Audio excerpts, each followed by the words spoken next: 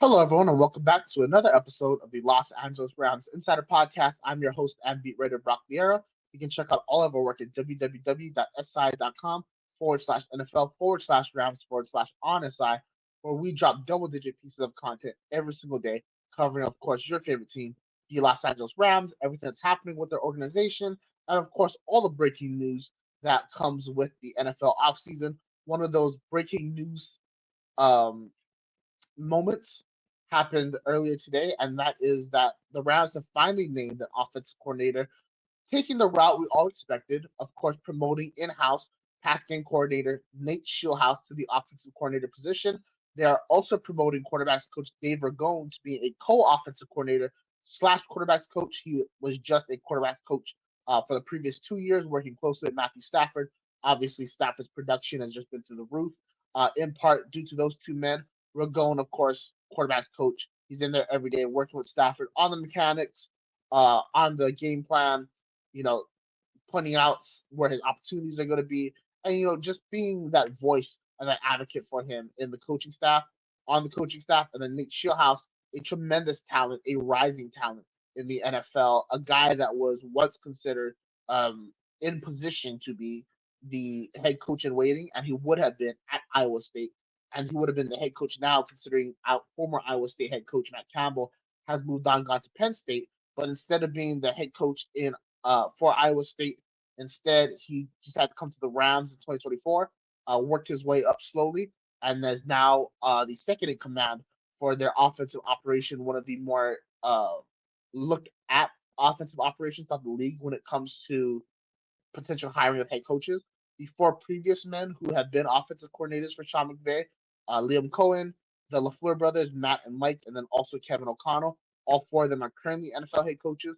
Considering Nate Shieldhouse was a head coaching candidate this previous cycle, one would have to expect that this promotion, as long as the Rams take care of business in 2026, will lead to an eventual head coaching opportunity for him. So let's just discuss the moves. What do they mean for the team, and what's kind of going around the league in terms of what's the thought process after this move was made. And first, if you're a Rams fan, you have to be very excited. I've had the opportunity to speak to Shieldhouse on a variety of occasions, both on record and off the record, whether you were there at the facility or whatever. And my general take on him is that this guy is destined for greatness. Not only does he have, dare I say, the aura or just at least the presence of being a person in a position of power who earns the respect the right way and who is clearly a knowledgeable mind, he also has the impact of someone who's been a member of this organization for as almost as long as Sean McVay has been there, which is incredible to say considering this is only his third season. He keeps the Rams at the forefront of offensive thought. He takes concepts from anywhere, introduces them, and finds a way to make them palatable for the roster in order to go out there and execute it, and also incorporating it into the Rams' game plan. There is a variety of quotes on record from Sean McVay, from Mike LaFleur, from Puka Nakua, from Matthew, essentially the entire organization. And everyone inside that organization that I've spoken to has nothing but positive things to say about him. From what I know about him as a person, this guy's exactly who you want in the building. A former player at Illinois, he would embark on a coaching career at his alma mater before transitioning, of course, to Iowa State. This is a guy that is willing to take leaps and bounds in order to seek better opportunities, but he's not willing to do so at the cost of something else or something close to him. He's a family man. He has a wife, multiple children, and one of my favorite stories about him is that when he was at Iowa State, of course, he was one of the lead recruiters for them, and he's bringing in all these different wide receivers and developing relationships with them. And if they commit, of course, he's developing them as players and people. Xavier Hutchinson and Xavier Hutchinson's partner used to babysit his kids. Like that's the kind of community that he likes to build and that he can build for whatever team that he touches.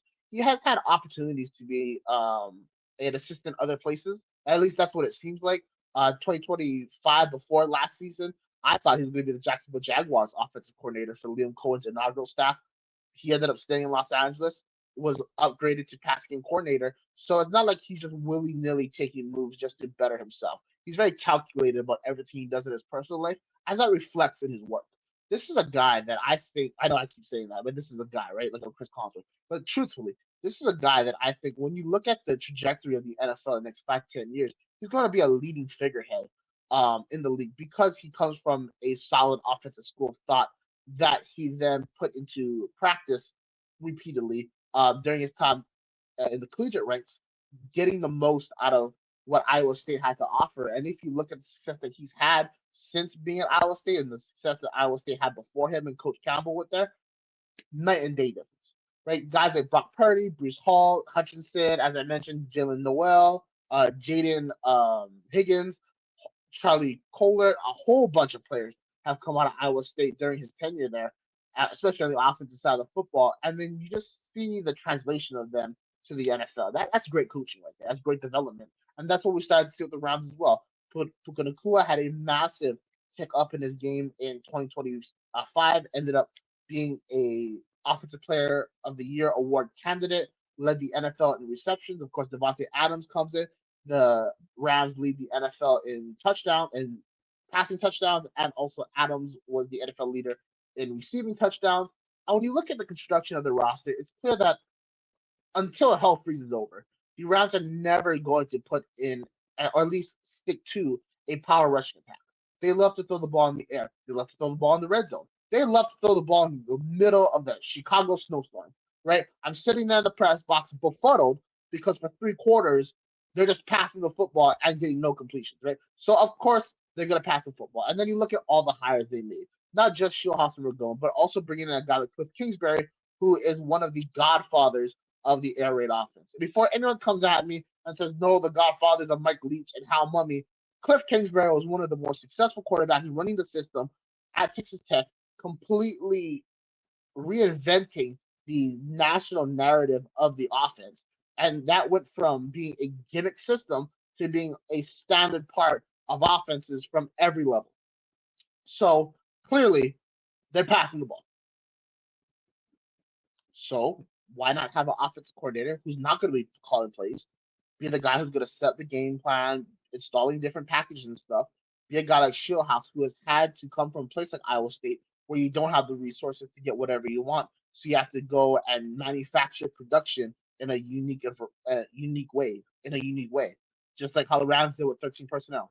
So that's why there's a lot of reasons to be excited. Great coach, great person, um, phenomenal innovator, a guy, like I said, he does his research. He knows how to implement. And when you talk about a true second in command, I don't think that there would have been a better fit had the Rams had to look at any exterior candidate. Mike LaFleur did his job, and he did his job well. And I do wonder, had he had just a little bit more influence on the Rams' offense, what the difference could have been, considering he does come from the Kyle Shanahan school of offensive rushing attacks, right? The zone blocking scheme, so on and so forth. Now you're bringing a guy like Shieldhouse who comes from a different school of thought, but has exposure to all of those elements. That's why I think that he's going to be a head coach in 2027 because he is able to incorporate a variety of concepts, kind of like the way Chris Shula does on the defensive side of football. But unlike Shula, whose only school of thoughts have been Rams former defensive coordinators, guys like Wade Phillips and Brandon Staley, Raheem Morris, right? He had some influences before, but he's been with Sean McVay for McVay's entire tenure with the Rams because they're college buddies, right? So Shieldhouse is able to bring in that exterior train of thought and inject it into an offense and a system that could use it. Obviously, the offense is not the reason why the Rams did not go to the Super Bowl, but we cannot ignore the fact that there were hiccups here and there. I think that when you have that guy and he's entering his third year as a member of the organization, he grew within the system. He's now in a position of power that he rightfully earned, and everybody has a respect for him and his voice. That's why I think when you add all of all those elements together, is going to create a phenomenal system. And then you also have a co-offensive coordinator in Dave Ragone, who has been in that spot before, as he was Arthur Smith's offensive coordinator with the Atlanta Falcons. He's going to advocate for his quarterback, and he's going to give different perspectives. And considering Shieldhouse is a former quarterback himself, there's just great vision within that entire room. Very excited to see, though, how do the Rams go about free agency in terms of who do they go after, and then in the draft as well. As a NFL commentator, draft analyst, I would love to see what would happen if a guy like USC's Makai Lemon entered this offense. I recognize that yes, it is a three wide receiver offense, but one of them is always going to be a decoy. I don't think you can do that in the NFL anymore. I think that the Rams need a legitimate third down threat. I don't think that Puka Nakua is enough because defenses are scheming him out of plays. And you do have to wonder at what point is the age going to catch up to Devontae Adams, as we already saw a little bit of it last season as he hurt his hamstring in the end, which led to him not having a 1,000-yard season the first time in like 5, 6 years. Right? That doesn't take away from what Devontae Adams did or what he means or anything like that. He just is fighting against an undefeated enemy and Father Time. Father Time defeats anybody, and at Ty Bernard Hopkins, so Hopkins came back in the ring, and then it definitely beat him then, unfortunately. So you have to wonder how these factors are going to play into their offseason decisions. But from my perspective, this is a move you make. This is a proper move. The only bad side is by elevating both Shieldhouse and Ragone and bringing a guy like Cliff Kingsbury and attaching your name to all of them. If you're a guy like Sean McVay, you have to wonder: are you only delaying a massive offensive staff rebuild by only 1 year? Guys like Ron Gold, guys like Eric Yarber, running backs and wide receivers coach, they're going to be there forever, right? And at least that's what I can. Yarber for sure, but at least that's my take. However, you start looking at some of these different strategist roles. It's a constant revolving door, which is fine if you have a quarterback like Matthew Stafford. But Stafford's already an older guy. He's clearly not going to play forever. He laughed at us last year at the sheer suggestion that he would play on the Olympic flag football team. So that's Olympics is in 2028. It's already 2026. So if you could potentially lose all these guys who play calling roles or head coaching roles next offseason and possibly Stafford as well. You do have to wonder if that's going to give the Rams more of an incentive to go all in this cycle. This has been Brock Vieira for the Los Angeles Rams Insider Podcast. We'll catch y'all next time. Take care.